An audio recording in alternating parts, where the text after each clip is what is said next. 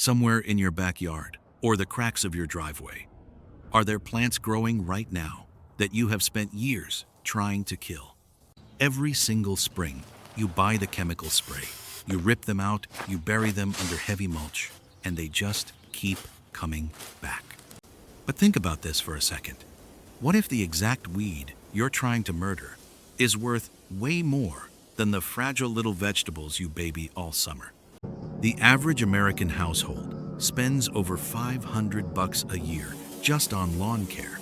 A massive chunk of that cash goes straight to chemical warfare against specific plants.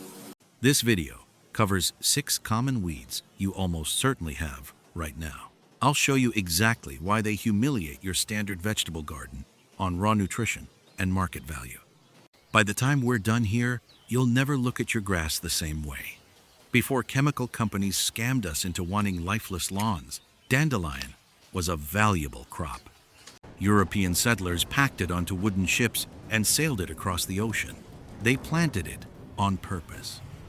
Let that sink in for a second. The exact plant getting nuked with Roundup today was carefully imported to keep people from starving. You're literally poisoning a free grocery store.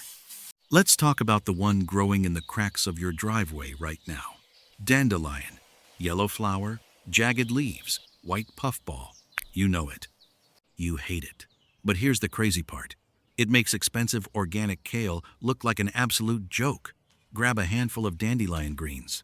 Boom.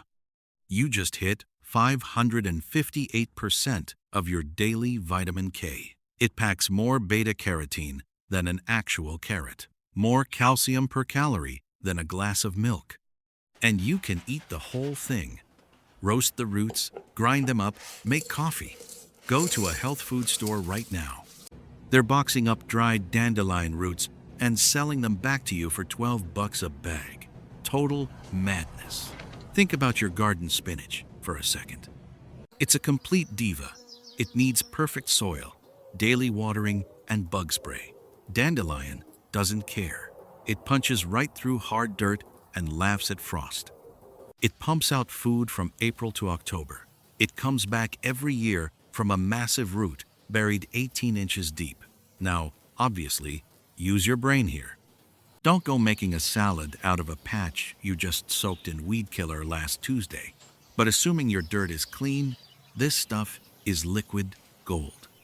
So, dandelion handles your vitamins. But what happens when the summer hits its absolute peak and your garden starts baking to death? You need something that survives the heat. You need purslane, thick, rubbery stems, little round leaves hugging the dirt. This is the only plant on land that acts like a fish. Stay with me here. A small serving of purslane drops 300 to 400 milligrams of alpha-linolenic acid straight into your body. That's more omega-3 fatty acids than any leafy green on Earth. Millions of people drop $30 a month on fish oil pills just to hit that number. Purslane is literally begging to give it to you for free. Rip it out of your tomato bed, and it's back next week. It uses a biological cheat code called C4 photosynthesis. In plain English, it loves drought. It loves blazing heat. It loves garbage soil. When your fancy heirloom tomatoes are dying of thirst in August, purslane is having the time of its life. So purslane keeps you alive when it's 100 degrees out. Great. But man cannot live on omega-3s alone. You need muscle. You need protein. And I guarantee you're currently weed-whacking the best source of it. Lamb's quarters, diamond-shaped leaves, blue-green, with this weird dusty white powder underneath. People think it's just wild spinach. It actually destroys spinach on protein. Native American tribes didn't just pick this stuff. They farmed it. They harvested the leaves and those tiny black seeds. Makes sense because lamb's quarters is in the exact same family as quinoa. The raw leaves pack 4.2 grams of protein per 100 grams, way more than spinach, plus iron, calcium, and vitamins A and C. Toss them in a frying pan. They cook down exactly the same way. It's insane. A guy will waste his whole weekend planting spinach seeds. He's fighting off bugs and babying the dirt. Meanwhile, Lamb's Quarters is doing the exact same job 3 feet away for zero effort. Now your macros are covered. Let's go deeper. The weeds in your yard aren't just empty calories. Traditional cultures used them as powerful medicine for thousands of years. Think about scurvy. When humans started eating mostly stored grains and dry bread, vitamin C dropped to zero. That's why sailors rotted alive on those old ships. They didn't starve, they just ran out of fresh, raw plants. You need wild vitamin C, and it's probably growing in the darkest corner of your yard. Wood sorrel. Heart-shaped leaves, clustered in threes, tiny yellow or white flowers. You look at it, assume it's clover, and totally ignore it. It is not clover. Grab a leaf and bite it. It's got this sharp, sour, citrusy punch. That's oxalic acid, the exact same thing making rhubarb sour. That sour kick is nature's warning label. It tells you that you just found pure, wild vitamin C, and it grows exactly where your regular vegetables refuse to. It thrives in deep shade under trees. It loves cold, dark fence lines. It completely fills the dead zones. Speaking of clover, people confuse wood sorrel with actual clover. But real clover is out there doing something entirely different. It's not just feeding you, it's feeding the earth. You're currently running a lawnmower over a biological nitrogen factory. Red and white clover are legumes. Their roots hold bacteria that literally breathe in nitrogen gas right out of the air and pump it straight into the dirt.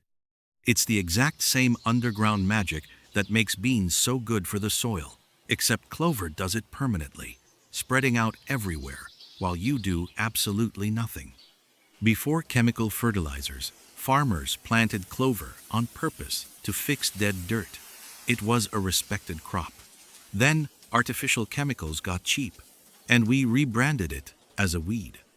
Now, fancy hippie shops sell dried red clover flowers for $15 an ounce. You could just walk outside and grab them for free. You can even sprout the seeds indoors in the winter, fresh greens in 4 days. But everything we just talked about gets totally wiped out by the ultimate survival gap. In any real food crisis, the deadliest time of year isn't winter. It's late winter, heading into early spring, that terrifying gap before your very first garden harvest. You need a plant that feeds you before the world even wakes up, before your seeds sprout, before the ground thaws. Enter chickweed. Tiny oval leaves, delicate white star flowers, vine-like stems growing in thick mats right on the freezing dirt. The early spring superfood that beats your garden to the punch. In most places, chickweed goes crazy in February or March, weeks before the last frost. It tastes genuinely good, like mild baby spinach. It pumps vitamin C, calcium, magnesium, and iron into your system. Think about that for a second. One single tiny plant dropping 800 seeds. They are just sleeping in the dirt, waiting, perfectly alive for up to 10 years. Nature isn't just surviving, it's outsmarting us. Once chickweed finds your yard, you own a permanent, bulletproof winter greens factory for as long as you live there. Step back and really look at your backyard. 6 plants, $0. They don't require buying seeds from a catalog, prepared soil, or irrigation infrastructure. No farming skills needed besides opening your eyes. Together, they hand you omega-3s, vitamin C, protein, calcium, iron, free fertilizer, winter food, and real medicine. We are literally paying cash to destroy a free food system. That system we're protecting our lawns for? The grocery store trucks, the massive chemical plants, the fragile little seeds. That system is weak. The weeds are the tough ones. They survived ice ages. They survived global droughts. They will survive whatever hits us next. The question isn't whether these wild plants can feed you. They already can. The real question is whether you'll let them. If you're building a garden this year, the next step is knowing exactly which planted crops actually team up perfectly with these weeds. You need the ones that do this without copying what's already growing for free. That video covers the specific 8 crops that build the ultimate hybrid setup. It also explains exactly why almost every survival garden completely misses the most important one. Make sure you don't make that exact same mistake this season.